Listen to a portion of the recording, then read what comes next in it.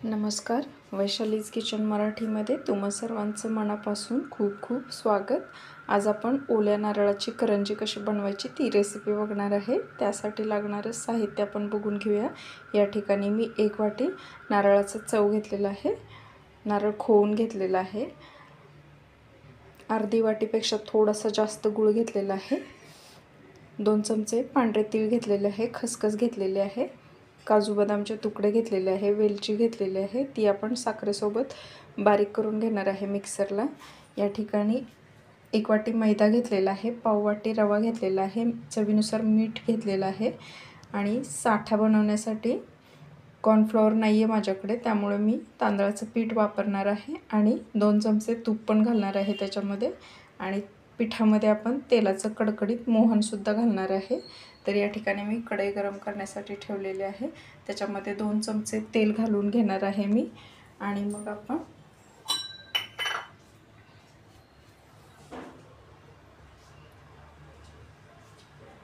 तेल चांगलं कडकडीत गरम करून घेणार आहे। मोहन अगदी व्यवस्थित प्रमाणातच घालायचं, जास्त नाही घालायचं, नाहीतर आपली करंजी खूप तेलकट होते। आता हे तेल छान गरम झालेलं आहे, मी ह्या पिठामध्ये मिक्स करून घेते। ते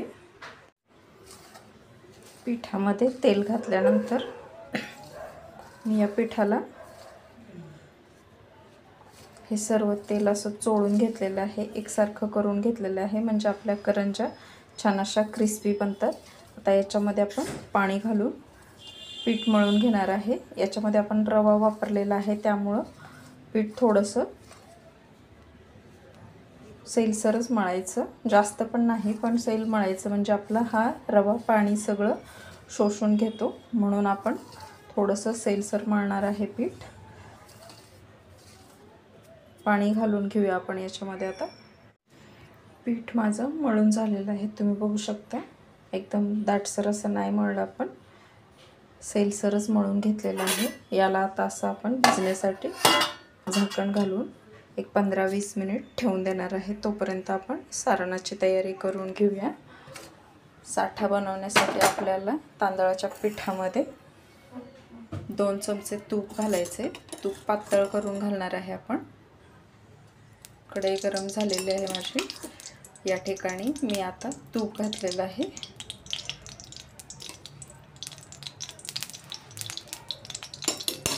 दोनच चमचे तूप घालणार आहे आपण। पातळ झालं की आपण ह्या तांदळाच्या पिठामध्ये घालून घेऊया। कढईमध्येच आपण आता बाकीचे जिन्नस पण भाजून घेणार आहे। मी या ठिकाणी पांढरे तीळ थोडेसे भाजून घेणार आहे, खसखस पण भाजून घेणार आहे।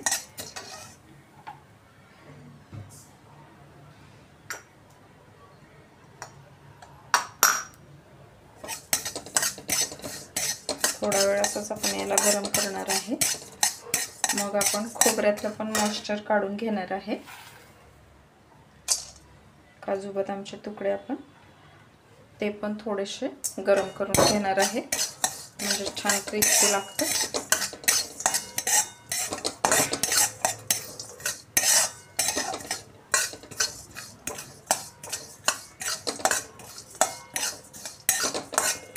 थोडेसे भाजून झाल्यानंतर आपण याला काढून घेऊया। मग त्याच्यामध्येच खोबरं पण आपण परतवून घेणार आहे। त्यातलं मॉइश्चर कमी झालं की गूळ घालून घेणार आहे आपण त्याच्यामध्ये। कढईमध्ये मी हे खोबरं घालून घेतलेलं आहे। आता एक 2-3 मिनिटं साधारण परतवून घेऊया आपण याला, त्यातलं मॉइश्चर कमी करून घेऊया। त्याच्यामध्ये थोडंसं तूप घालणार आहे आपण, तुपामुळे आपल्या करंजीला छान अशी चव येते म्हणून घालणार आहे। खोबऱ्याला खरं तर तेल सुटतंच, पण तरी पण आपण थोडंसं एक अर्धा चमचाभर तूप घालून घेणार आहे। थोडं मॉइश्चर कमी झालं की आपण गूळ घालूया त्याच्यामध्ये।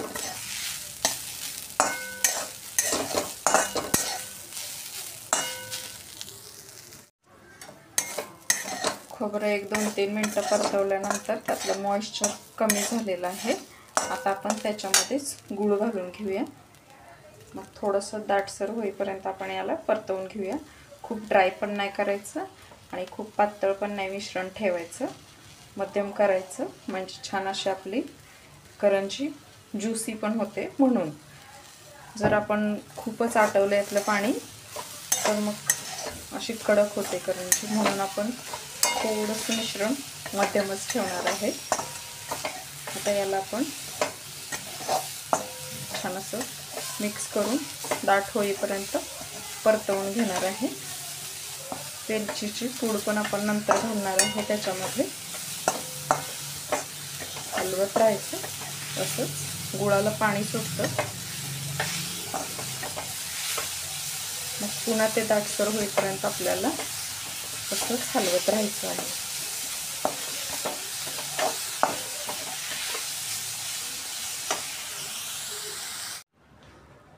सारणामधलं पाणी आटलेलं आहे, त्याच्यामध्ये आपण हे ड्रायफ्रूट्स आणि तीळ, खसखस वगैरे घालून घेतलेले आहे, तुम्ही बघू शकता. आता आपण याच्यामध्येच जायफळ, वेलची पूड घालून घेणार आहे.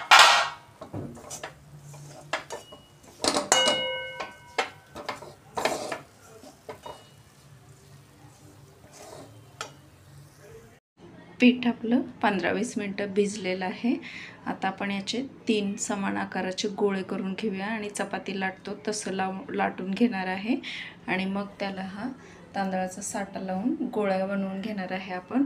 तोपर्यंत आपण सारण थंड करण्यासाठी ठेवून दिलेलं आहे. आता आपण चपात्या लाटून घेऊया. 3ही चपात्या लाटून झालेल्या आहेत, मी बघा अशा लाटून घेतलेल्या आहेत. आता आपण त्याला तांदळाचा साठा लावून घेणार आहे.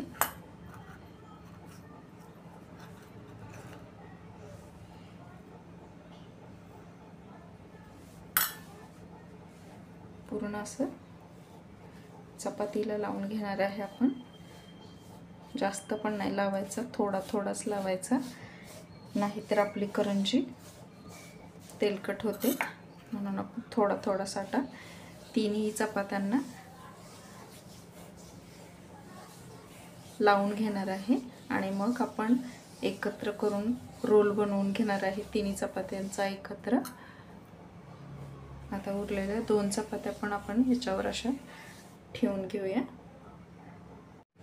3ही चपात्यांना मी असं एकावर एक ठेवून साठा लावून घेतलेला आहे. आता आपण रोल बनवून घेऊया याचा.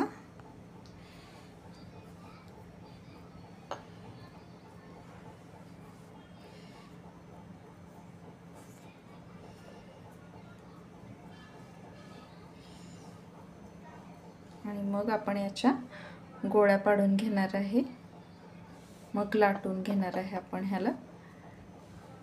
बघू शकता तुम्ही अशा प्रकारे आपण रोल बनवलेला आहे. थोडासा असा दाबून घेऊया आता रोल आपण. हा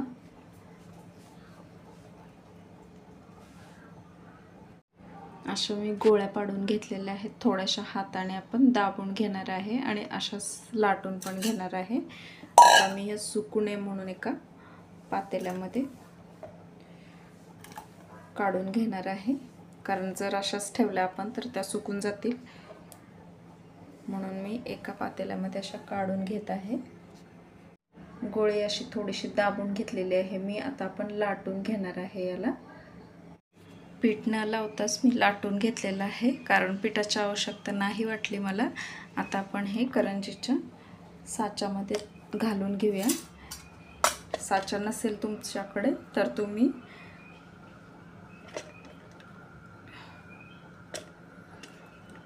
नुसती पोळपाटवर सुद्धा अशी बनवू शकता करंजी, पण माझ्याकडे आहे साचा, म्हणून मी याला साच्यामध्ये ठेवून देत आहे. आता आपण याच्यामध्ये सारण भरून घेऊया. माझ्या सगळ्या करंज्या बनवून झालेल्या आहेत. अशा मी झाकून ठेवलेल्या आहेत सुकू नये म्हणून. आणि तेल गरम करण्यासाठी ठेवून देऊया. आणि आपल्या कढईमध्ये जेवढ्या बसतील करंज्या तेवढ्याच आपण तळण्यासाठी घालून घेऊया. तेल आपलं गरम झालंय की नाही ते आपण बघून घेऊया. तेल आपलं मध्यम गॅसवरच गरम करण्यासाठी ठेवायचं आहे. आता मी याच्यामध्ये करंज्या घालून घेते.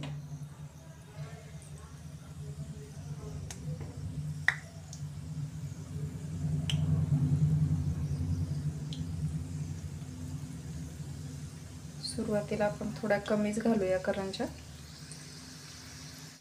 आता थोड्याशा तांबूस रंगावर आपल्या ह्या करंज्या भाजून झालेल्या आहेत, तळून झालेल्या आहेत. आपण आता याला काढून घेऊया. माझ्या सगळ्या करंज्या तळून झालेल्या आहेत. तुम्ही बघू शकता कशा क्रिस्पी झालेल्या आहेत.